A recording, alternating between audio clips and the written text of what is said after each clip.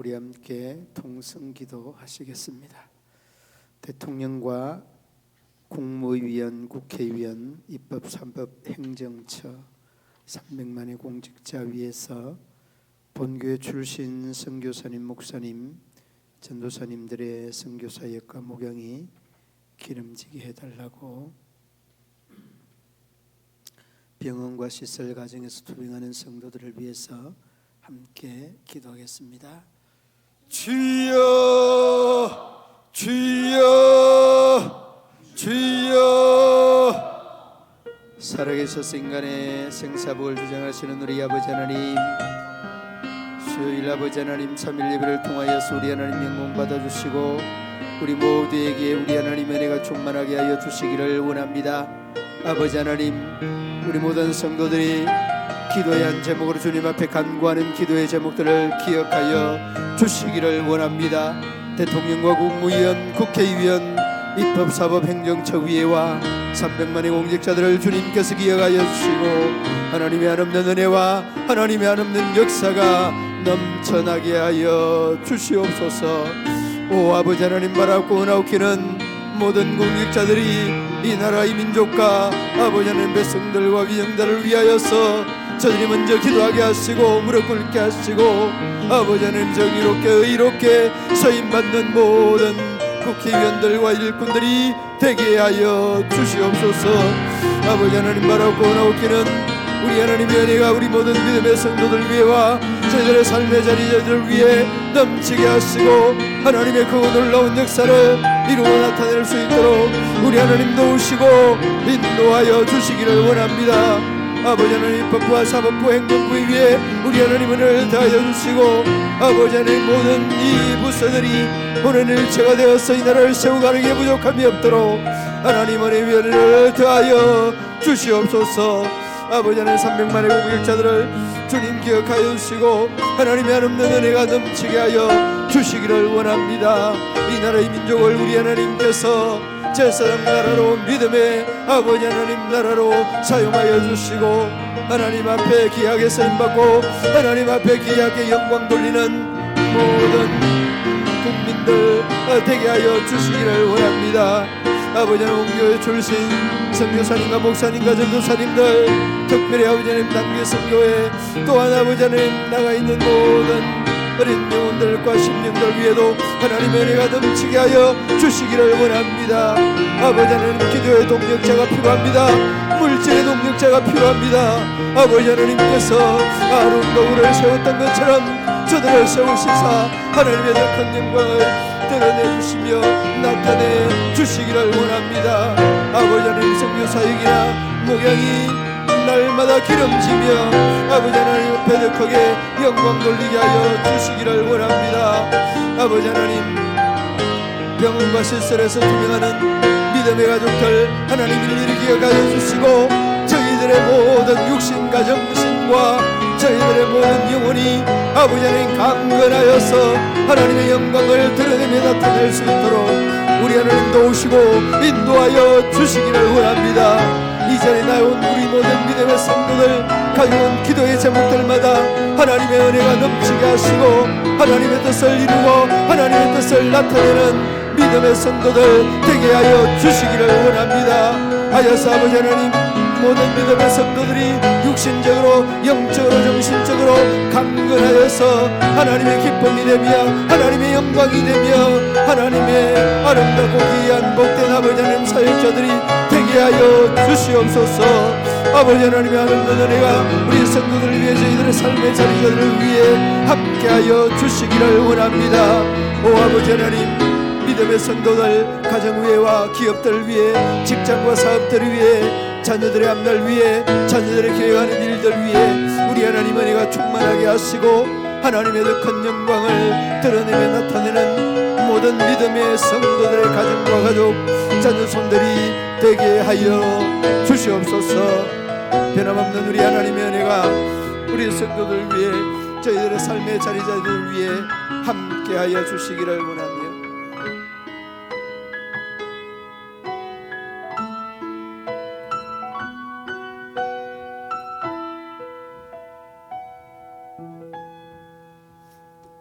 예수님의 이름으로 기도드리옵나이다. 아멘.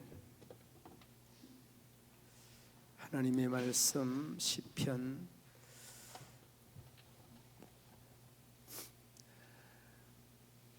68편 19절로 마지막 절 말씀까지 보시겠습니다. 한 절씩 교독으로 봉독합니다. 날마다 우리 짐을 지시는 주 곧 우리의 구원이신 하나님을 찬송할지로다. 셀라.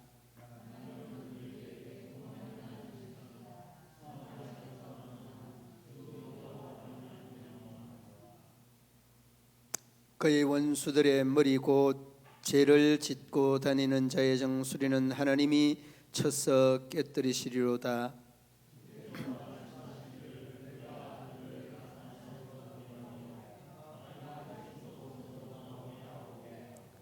내가 그들을 심히 치고 그들의 피에 내 발을 잠그게 하며 내 집의 계회로 내 원수들에게서 제 분깃을 얻게 하리라 하시도다.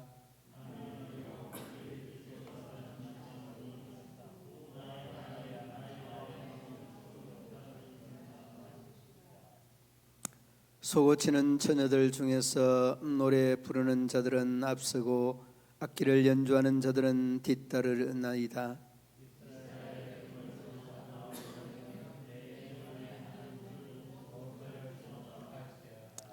거기에는 그들을 주관하는 작은 베냐민과 유다의 고관들과 그들의 무리와 스불론의 고관과 납달리의 고관이 있도다.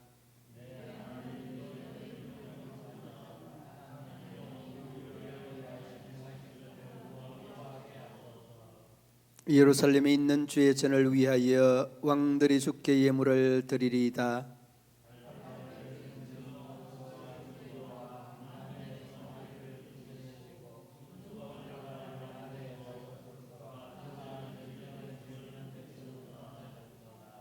고관들은 애굽에서 나오고 구스인은 하나님을 향하여 그 손을 신속히 들리로다.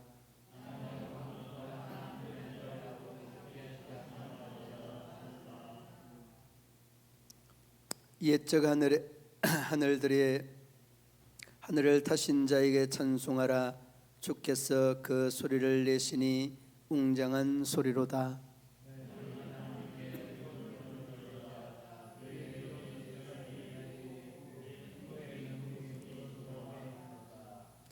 하나님이여 위엄을 성소에서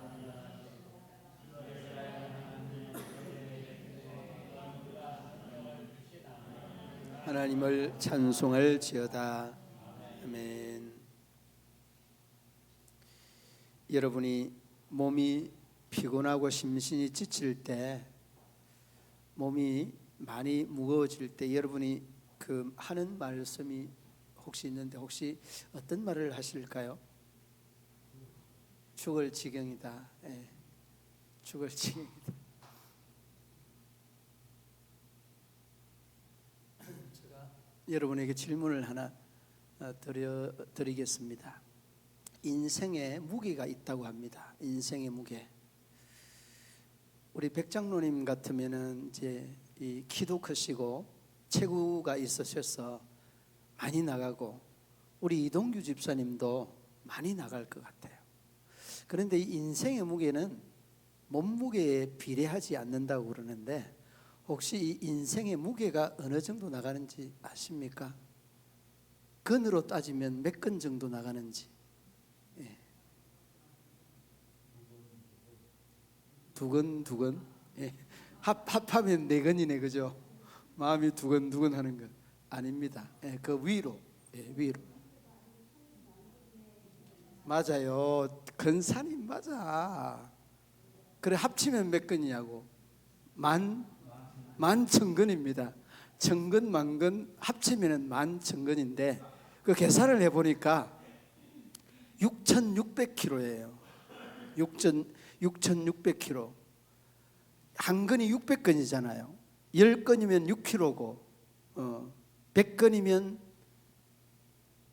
10kg고, 11,000건이면 6,600km. 여러분이 아무리 장사라고 해도 6,600km를 치고 일어날 수 있는 사람이 어디 있겠습니까? 예, 아무리 강호동이라도 이만기라도 절대 6,600km 못 치고 이렇습니다. 여러분, 우리가 흔히 하는 이 말 속에 이 인생의 깊은 의미들이 고스란히 녹아져 있습니다.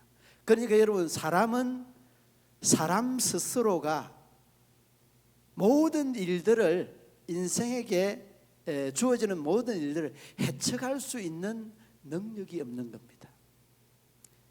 그래서 여러분, 다윗은 그렇게 표현한 것 같습니다. 하나님이 나의 목자고 나는 하나님의 어린 양이다, 그렇게 표현한 것 같습니다.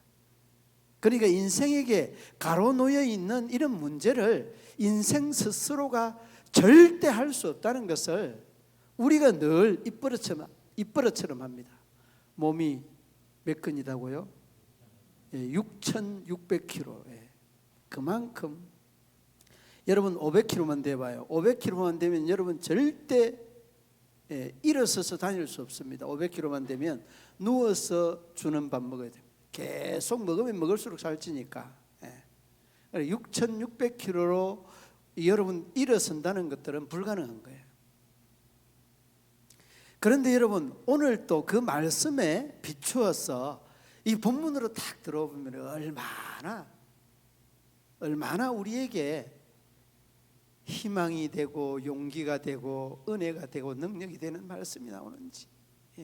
19절 말씀 한번 읽어보십시다. 19절 함께 읽습니다.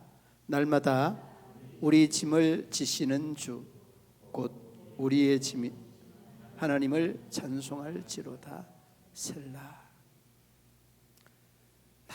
날마다 누구 짐을 집니까? 여러분 짐, 우리의 짐. 그 짊어지시는 하나님이 우리의 짐을 짊어지신다는 것을 알면은 다행인데, 이 사실을 모르고 살아간다는 사람이 있다는 것은 얼마나 여러분 안타까운 현실입니까? 그러므로 여러분, 오늘 우리가 우리의 인생의 무게에 대해서 잠시 언급을 하였는데, 정말 우리가 살아가면서도 우리의 삶이 얼마나 힘들고 어려운가라고 하는 것을 우리가 살아가면서 매번 느끼는 그런 부분들입니다. 매번 느끼는 부분들. 오늘 하루만이 아니라 늘 그렇게 느끼면서 살아갑니다. 여러분, 이 68편 시편은 다윗이 지은 시편인데 왜 이러한 시편을 다윗이 지었을까? 주경학자들의 견해를 쭉 한번 발췌를 해보니까 이 시편을 짓기 바로 전에 그 아람과 암몬과의 전쟁이 주어지고 그 전쟁에서의 승리를 신앙으로 고백을 한 시가 바로 이 시편 68편의 내용이다라는 그런 말씀을 했었습니다. 그러므로 여러분, 우리가 얼마나 하나님의 은혜에 목말라 있고 그 목말라 있는 우리가 하나님의 은혜를 또 매 순간순간마다 받으며 살아가는가라고 하는 것을 단적으로 우리에게 잘 표현해 주고 있는 대목이 이 68편 그 중에도 19절 말씀, 날마다 우리의 짐을 지시는 주 하나님을 우리가 기억해야 된다는. 자, 그러면 여러분들에게 제가 하나 물어보겠습니다. 어디에서, 무엇에서, 어떻게 하나님께서 우리의 짐을 져주시느냐, 이런 질문을 던져봐야죠. 여러분은 무슨 짐을 져줍니까? 제 짐. 내가 장로님 그 대답을 할 줄 알았습니다. 제일 우선되는 짐이 제 짐입니다. 그리고 우리가 영적으로 참 자유함을 누리는 데는 그 전제 조건이 우리의 죄에서 자유하지 않냐고는 결코 자유함이 없기 때문입니다. 그러니까 여러분, 우리가 죄의 자유함을 얻는 것, 죄에서 구원함을 얻는 것, 이것만큼 여러분 통쾌한, 상쾌한 이런 영혼의 자유함이 어디에 있겠습니까? 그러므로 여러분, 우리가 죄에서 구원을 얻는다는 것, 어떤 구속함으로부터 얻는 자유보다 죄에 대한 자유를 얻는 것이 최고로 여러분들 스스로 마음속에 경험을 하였을 줄로 믿습니다. 자, 그럼 이 본론으로 들어가기 전에 이 19절 말씀에서와 그리고 그 뒤에 몇 절입니까? 셀라가 있는 절 수가 있었는데 32절인가요? 예, 32절과 그 19절, 셀라의 뜻이 뭡니까? 셀라의 뜻, 제가 한번 설명을 하려고 했는데 셀라의 뜻이 뭐죠?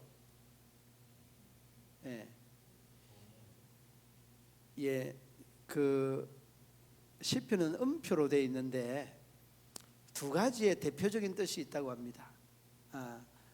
하나는 쉬면서 묵상하라는 뜻과, 쉬면서 묵상하라고 하는 뜻과, 또 다른 하나는 음을 올려서 부르라고 하는 그런 뜻이라고 합니다. 그러니까 이제 강조하라고 하는, 강조해야 된다라고 하는 그런 의미겠죠.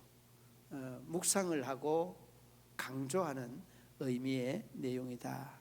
이게 셀라의 여러 뜻 중에 대표적으로 통용되는 뜻이다, 그렇게 설명을 합니다.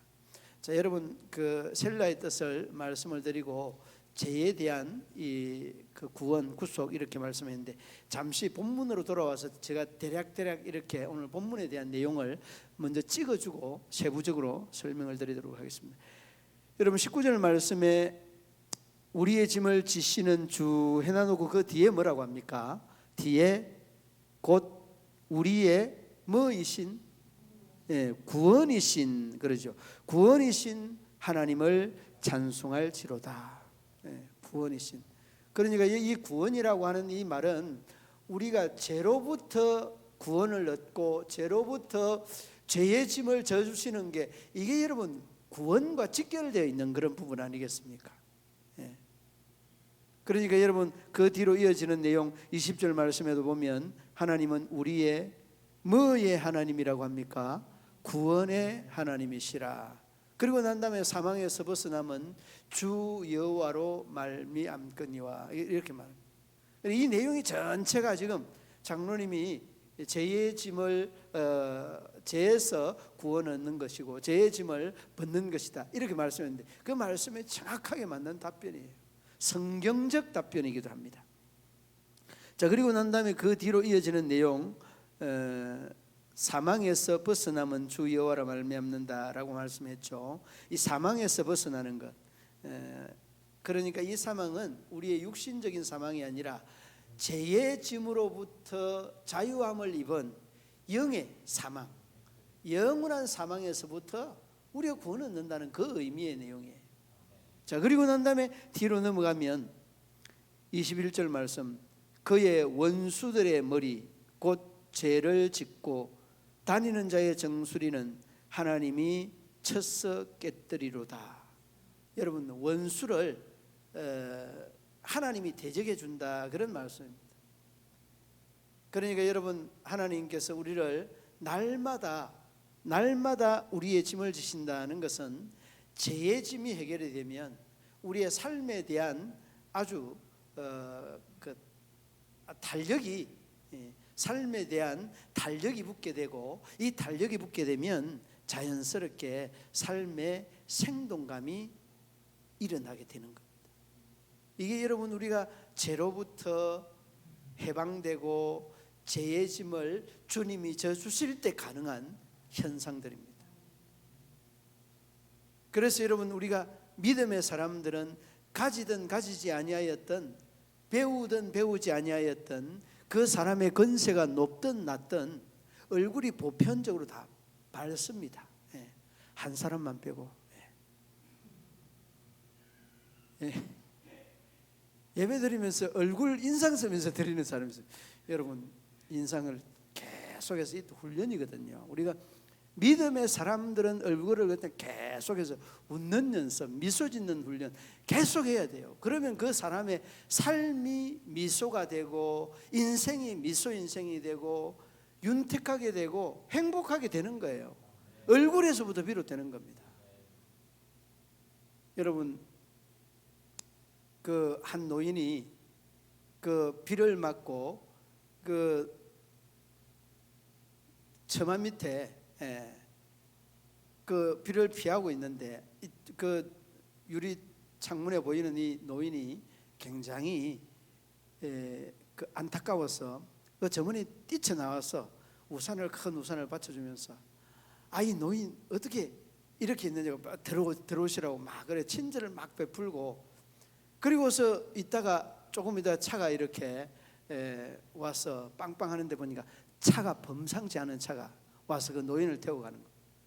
아니 그 어머니 어떻게 그렇게 그 밖에 나와 계신다고, 비가 왔어 비를 피한다고 조금 이렇게 피한다고 그러면서 나중에 이 사람이 그 들어갔던 그 회사가 큰 가구 회사였어요. 그런데 그 큰 가구 회사였는데 그 사장이 그 가구집에다 주문을 했습니다. 어마어마한 엄청난 가구를 자신의 어머니를 그 비를 피하게 했다는 그 은혜를 갚는다고, 누군가 하면은 강철왕 카네기가 호텔을 짓고 호텔의 모든 가구를 바로 거기에 했어요. 여러분, 이런 작은 친절이 놀라운 결과를 일어나는. 그러니까 여러분, 우리가 늘 웃어야 되고 항상 웃어야 되고 뭐 정신 나간 사람처럼 웃어야 되고. 그래서 성경 말씀에 그러잖아요. 항상 웃으라, 쉬지 말고 웃으라, 범사에 웃으라. 그런 말씀이 있어요. 기뻐하라는 말씀이죠. 그러니까 여러분, 그 이러한 일들을 우리가 하나님께서 그런 식으로 우리를 함께 하시고 우리와 함께 하시는 하나님은 어떤 상황을 다 알고 계신다는 이런 고백들이 우리에게 있어져야 된다는 것을 늘 있어야 됩니다. 그러니까 원수들도 다 하나님이 처치를 하는데 너무 걱정하지 말라는 말씀입니다. 그리고 뒤로 쭉 넘어가면 23절에도 보면 그렇게 말합니다. 내가 그들을 심히 치고, 그리고 난 다음에 그들의 피에 내 발을 잠그게 하며 내 집이 개의 혀로 내 원수들에게서 제 분깃을 얻게 하리라 하시도다. 그러니까 여러분, 이 말씀들을 쭉 읽으면서 하나님이 도우시면 참 희한한 일이 일어난다는 그런 그 의미들이 오늘 그 말씀 속에 그대로 다 담겨 있어요. 하나님이 도우시면 희한한 일이 일어난다라고 하는. 그리고 뒤로 이어지는 내용 한번 보시기 바랍니다. 25절 말씀, 24절 말씀. 하나님이여, 그들이 주께서 행차하심을 보았으니 곧 나의 하나님 나의 왕이 성소로 행차하시는도다. 여러분, 성소는 이방인들이 행차하는 것도 이방인들이 다 보고 믿음의 사람들 다 보고, 그리고 난 다음에 그 25절 말씀에 소고치며 악기를 연주하면서 춤추는 내용들을 쭉. 그리고 난 다음에 여러분, 그 27절로 넘어가면 베냐민과 유다의 고관들과 그들의 무리와 스불론의 고관과 납달리의 고관이 있도다. 모든 고관들이 다 모여. 근데 여러분, 왜 하필이면 이 네 지파만 언급이 됐는가? 12지파 다 언급이 안 되고. 그런데 그 이유가 있더라고요. 보니까 베냐민과 유다 지파는 남쪽 끝에 지파고, 그 다음에 스불론과 그 납달리와 스불론은 북쪽 끝에 그 두 지파였습니다. 그래서 남쪽 끝과 북쪽 끝은 12지파의 제일 먼 지역에 있는 그런 지파 안으로는 다 포함하고 있다는 그런 의미적인 내용이고, 그리고 이 네 지파는 용감성이 사사기 4장 6절, 4장 10절, 5장 18절에 보면 이 지파들의 용맹설은 드보라가 이미 사사기에서 인정을 했던 그런 지파입니다. 그러니까 남쪽 끝과 북쪽 끝도 끝이지만은 이 네 지파에 대한 용맹은 드보라 선지자가 이미 그 인정을 했던 그런 지파다라고 하는 겁니다. 그러니까 여러분, 이러한 지파에 대한 용맹성도 어디로부터 비롯됐는가 하면 하나님께서 저희들의 짐을 져준다는 이 신앙의 고백에서 바탕이 된 거라는 것을 여러분이 잊지 말아야 됩니다. 이것이 여러분 주된 저희들이 용명이 하늘을 찌르듯 용맹할 수 있었던 주된 요소들이었다는 것 또한 잊지 말아야 됩니다. 여러분 우리의 원죄, 우리 장로님 말씀드린 대로 우리의 자범죄, 죄의 짐을 져주시는 그분은 우리에게 참 희망과 소망을 많이 주지만은 우리가 뭐 짧게 살든 길게 살든 문제가 되지 않습니다. 그 시편 90편 10절 말씀에 우리가 너무나 잘 알고 있는 말씀이 있죠. 인생의 연수가 70이요 강건하면 80이로 돼. 그 연수의 자랑은 뭐와 뭐뿐이다고요? 수고와 슬픔뿐이다 라고 말했습니다. 다 그렇습니다. 여러분 아웅다웅 찢고 볶고 해도요 다 70년 후에 아니 80년 후에 조금 더 쳐도 여러분 150년은 여러분 다 못 살지 않습니까? 150년. 저는 150년을 좀 살아보려고 이제 기도는 하고 있는데 아니다고 합니다. 아니다고. 아무쪼록 여러분 우리가 이 세상을 떠나갈 때는 바로 하나님의 우리의 자범죄 원죄 바로 이 문제에 대한 자유함이 우리에게 있을 때 최고의 기쁨이고 최고의 영광이다는 것 또한 우리가 잊지 말아야 할 겁니다. 죄에 대한 문제. 그래서 여러분 욥은 욥기 14장 1절 말씀에 이렇게 말합니다. 여인에서 태어난 사람은 생애가 짧고 걱정이 가득하다. 걱정이 가득하다. 인생은 짧다라고 이야기하였습니다. 그래서 여러분 우리의 짐을 내가 지려고 하면 도저히 여러분 못 진다는 것 늘 고백하고 시인하고 인정하고 하나님 앞에 도와주셔야 됩니다는 것 이걸 꼭 기도하세요. 이게 하나님께서 우리를 향하신 하나님의 뜻이고 또 기대치입니다. 그리고 또 하나는 여러분 죄의 짐뿐만 아니라 우리의 짐을 지시는 하나님은 날마다 무한한 사랑과 능력으로 우리의 짐을 져주십니다. 그냥 부담감으로 져주시는 그런 하나님이 아니십니다. 여러분 공기를 많이 마시면 산소가 부족해서 질식 상태가 일어날 것 같지 않습니까? 전혀 그렇지 않습니다.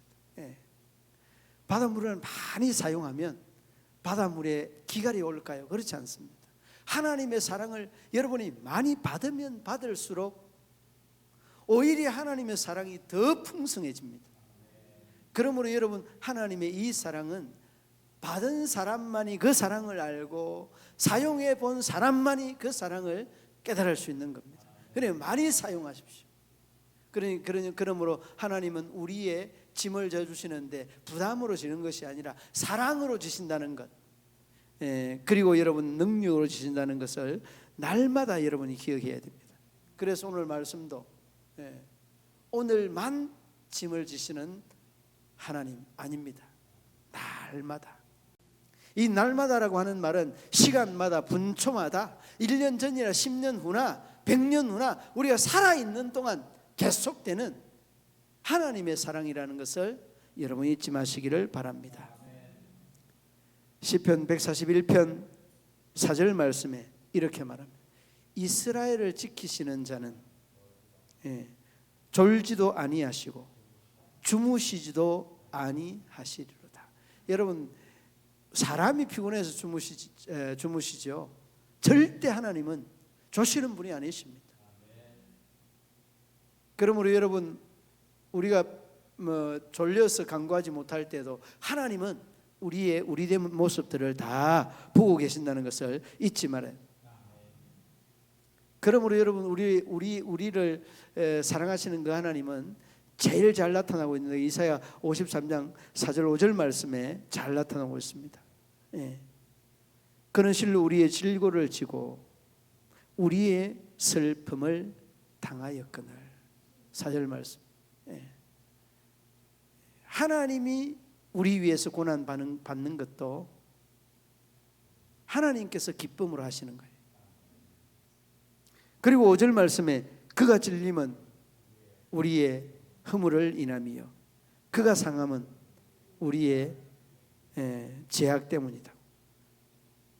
여러분 이 말씀을 쭉 읽으면서 막 살에 그냥 막 닭살이 쫙쫙 그냥 전기가 오는 것처럼 닭살되고 하는 것들은 하나님의 그 사랑을 경험하고 하나님의 그 사랑에 대한 기대치가 있을 때 이러한 현상들이 나타나는 줄로 믿습니다.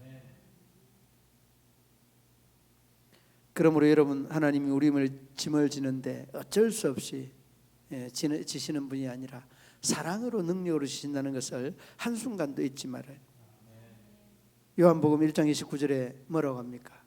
세상 지고 가는 어린 양을 보라. 여러분, 우리가 이 찬양을 하면서도 이 요한복음 1장 29절 말씀에 세상 죄가, 이 세상 죄가 내 죄고 내 죄가 세상 죄라고 하는 것을 여러분 잊지 말아야 합니다. 그리 되면 참 하나님께서 우리의 짐을 지시는데 뭐 그냥 어쩔 수 없이 지는 것이 아니라 사랑으로, 사명으로 묵묵히 지시는 그 하나님임을 다시 한번 생각해 보게 됩니다. 그리고 여러분, 그 마지막으로 말씀을 드리고 싶은 것은 우리의 무거운 짐을 해결하는 방법이 뭐냐. 우리의 죄 짐을 져주시고 사랑으로 능력으로 져주시는데 한번 따라합시다. 맡겨라. 여러분, 짐 맡겨야 됩니다. 맡기지 못하여서 문제가 일어나는 겁니다. 여러분, 심리학자 어니 제이 젤렌스키 느리게 사는 즐거움, 느리게 사는 즐거움이라고 하는 그 책에서 나온 내용입니다. 얼마 전에 제가 한번 잠시 언급을 했습니다만 우리의 걱정거리, 염려거리에 대해서 쭉 통계를 냈는데 어떤 내용인가 하면은 40%는 절대 일어나지 않는 일을 걱정한다는 거예요. 저도 한번 전과자입니다. 저도 일어나지 않을 일들을 걱정하고 헤매고 있어요. 절대 일어나지 않는. 그 다음에 두 번째는 이미 일어난 일들입니다. 40%는 절대 안 일어나는 일을 걱정하고 있는 거예요. 그 다음에 30%는 이미 일어난 일입니다. 그리고 22%는 사소한 일입니다. 일어날 수도 있는 것이고 일어나지 않을 수도 있는 것이고 일어나도 되고 안 일어나도 되는 사소한 일입니다. 합쳐서 얼마입니까? 저 산수 수준인데 40, 30, 22, 90이죠. 그 다음에 또 4%는 도저히 바꿀 수 없는 일이라는 것. 걱정을 해도 바꿀 수 없고 금식기도 해도 바꿀 수 없고 바꿀 수 없는 게 4%는. 그러니까 합치면 얼마예요? 96. 그러니까 나머지는 몇 프로 남았습니까? 4%. 4%만 걱정하면 되는데 여러분 4%만 걱정하는 것 같지 않아요? 한숨 쉬고 하면은 하늘이 무너질 것 같은 거 보니까 아따 이게 뭐 보통 문제가 아닌 것 같아요. 그런 거 보면서 저는 우리 성도님들이 야 예수님 오실 때 되는 모양이다. 그 정도 돼야 여러분 그렇게 한숨을 쉬고 걱정을 막 그냥 몰아 사시지. 걱정하지 마세요. 전혀 일어나지 않을 일 가지고 한숨 쉬고 그러면 안 됩니다. 걱정하시지 마시기 바랍니다. 그러니까 96%는 우리가 걱정 안 해도 될 일 가지고 걱정하는 거죠. 그래 찬송이 있잖아요. 마음에 가득 찬 의심을 깨치고 그 찬송 있죠. 그 찬송 그 다는 모르지만은 또 그런 찬송이 있습니다. 여러분 직업 중에 제일 스트레스를 많이 받는 직업이 무슨 직업인지 아세요? 사람과 관계하는 직업. 그리고 사람과 관계하는 직업 중에서도 작전을 짜고 그 작전이 맞아 떨어지면 그냥 괜찮은데 맞아 떨어지지 아니하면은 막 그냥 많은 사람들에게 몰매를 맞는 그런 직업이 있습니다. 운동선수 감독들이라고 합니다. 운동선수 감독들. 우리나라 야구 그 대표적인 감독이 누군지 혹시 아십니까?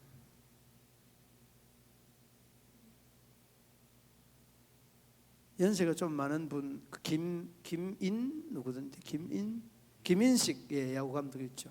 그분이 내가 왜 기억을 하는가 하면 그분이 크리스찬이고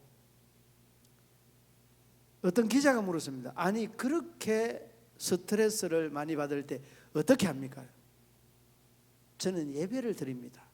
그 이야기를 하는데 얼마나 감동적인지. 여러분 스트레스 받으면 어떻게 합니까? 술을 마십니까?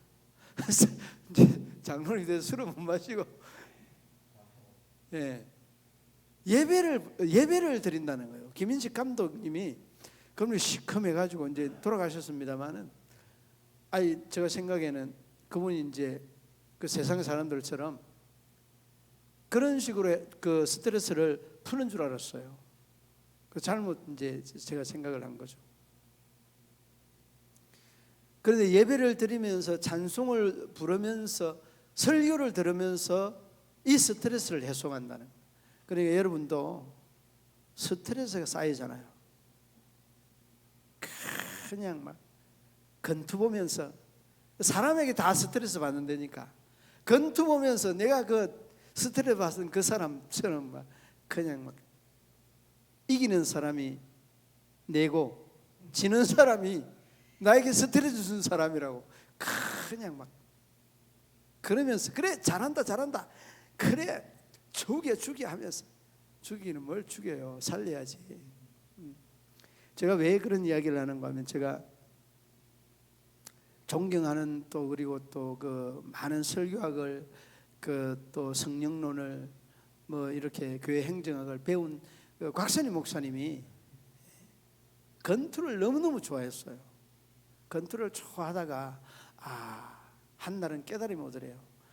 그 스트레스를 많이 받은 그 사람을 향해서 그래 죽여 하다가 이게 목사가 아니다, 이 운동을 좋아해서 안 되겠다. 그리고서 바꾼 게 뭐냐, 보링을 바꿨어요. 보링을 바꿨어요. 보링은 여러분 어떻게 이게 시작이 됐는지 알죠? 보링은 이제 이 수도원에서 수도사들이 계속 마귀 잡는 연습을 했는데 세워놔 놓고 넘어뜨리고 한 게 이게 기원이 됐다는 거예요. 이게 여러분 보링의 기원이 됐다는 거예요. 그 기원이 그 진취적이고 좋아서 쭉 해서 보니까 아무튼 그 퍼펙트 게임을 아무튼 7번인가 이렇게 곽선희 목사님이 했다고 그러는데 저는 그거 못해요. 저는 전혀 그건 또 이렇게 또 맞지가 않더라고. 맞지가 않아서 운동도 되지도 않지만은, 운동되지 않는다고 하면 또 이 보링하는 분들에게 죄송합니다만, 저는 조금씩 이렇게 뛰고 이렇게 땀을 쫙쫙 흘리고 하는 그런 운동을 이렇게 좋아해서, 이제는 뭐 얼마나 하겠습니까만, 아무튼 이렇게 맡기는 것 이게 정말 필요하다라고 하는 것. 그 다음에 여러분 하나님께 맡기는 게 제일 후유증이 없다는 것. 그 다음에 두 번째는 순종한다는 것. 여러분 오늘 19절 말씀에 다시 보면 날마다 우리의 짐을 지시는 주, 그렇게 했잖아요. 하나님은 누구시라고요? 주인입니다. 주인에게 맡기지 무슨 종이 뭘 하겠습니까? 아들이 뭘 하겠습니까? 주인이 다 해야 되는 거예요. 그래서 주인에게 맡겨놔 놓으면 다 알아서 합니다. 통역말로 쪼대로 하는 거예요. 쪼대로 다. 우리가 맡기고 주인에게 정말 순종한다는 이런 것이 우리가 믿음의 사람들에게 갖춰야 될 신앙의 자세 아니겠습니까? 이게 여러분 순종하는 믿음의 사람들이 하나님께서 원하는, 하나님께서 바라는 부분 아니겠습니까? 여호수아 1장 7절 말씀에 이렇게 말합니다. 오직 강하고 극히 담대하여 나의 종 모세가 내게 명령한 그 율법을 다 지켜 행하고 우로나 좌우로나 치우치지 말라. 그리하면 어디로 가든지 뭐라고요? 형통하리로다. 이렇게 말씀. 이 여러분 좌우로 치우치지 않는다는 것은 하나님 앞에 대한 전적인 순종을 말하는 겁니다. 예. 우리가 이렇게 되지 아니하는 이런 부분들이 얼마나 많이 있습니다. 마태복음 11장 28절 29절 우리 너무나 잘 알고 있는 말씀입니다. 수고하고 무거운 짐진 자들아 다 내게로 오라. 내가 너희를 쉬게 하리라. 주인에게 맡기면은 쉼이 있고, 주인에게 맡기면 길이 있고, 주인에게 맡기면 대안이 있는 겁니다. 예. 주인도 아니면서 주인인 척하지 마세요. 주인이 다 고민하고 걱정하는 거예요. 여러분 주인 누구라고요? 예, 하나님. 그리고 이제 마지막에 맡기고 순종하고 기도하는 거. 기도하는. 우리가 해야 될 일들은 기도입니다. 맡기는 것들도 하나님에게 다 맡기는. 순종하는 것들도 하나님께 다. 우리가 할 수 있는 것은 기도입니다. 빌립보서 4장 6절 7절 말씀에 뭐라고 합니까? 아무것도 염려하지 말고 다만 모든 일에 기도와 간구로 너희 구할 것을 감사함으로 하나님께 아뢰라. 그리고 7절 말씀에 그리하면 모든 지각에 뛰어난 하나님의 평강이 그리스도 예수 안에서 너희 마음과 생각을 지키시리라. 누가 여러분 짐을 져주신다고요? 하나님이. 언제 져주신다고요? 날마다. 날마다 시간마다 순간마다 분초마다 하나님이 져주신다. 이를 여러분들이 기억을 하고 고백을 하고 이제는 죄의 짐에서부터 해방이 되고 그 죄의 짐을 사랑으로 능력으로 우리를 하나님께서 다 책임져 주신다니까. 우리는 맡기는 것, 순종하는 것, 기도하는 것 그것만 하면 돼요. 그것만 하면 날마다 여러분의 짐을 져주시기를 원하시는 하나님은 정말 마음을 다하고 정성을 다해서 사랑으로 져주시는 그 하나님과 함께 행복한 기쁜 그런 삶이 펼쳐져 가실 수 있기를 우리 주님의 이름으로 축원합니다. 하나님 아버지 은혜와 사랑을 감사합니다. 하나님께서 우리의 죄를 지어주시고 우리의 질병을, 우리의 고난을, 우리의 인생의 문제를 다 져주시고 또 져주실진데 사랑으로 능력으로 져주시는 하나님이신 줄을 믿습니다. 이제 우리는 우리 하나님 앞에 이 문제들을, 이 걱정들을 맡기고 순종하고 기도할 수 있는 우리 모든 성도들 다 되게 하여 주옵소서. 예수님 이름으로 기도드리옵나이다. 아멘. 전우자 위에 인사 나누시겠습니다. 359장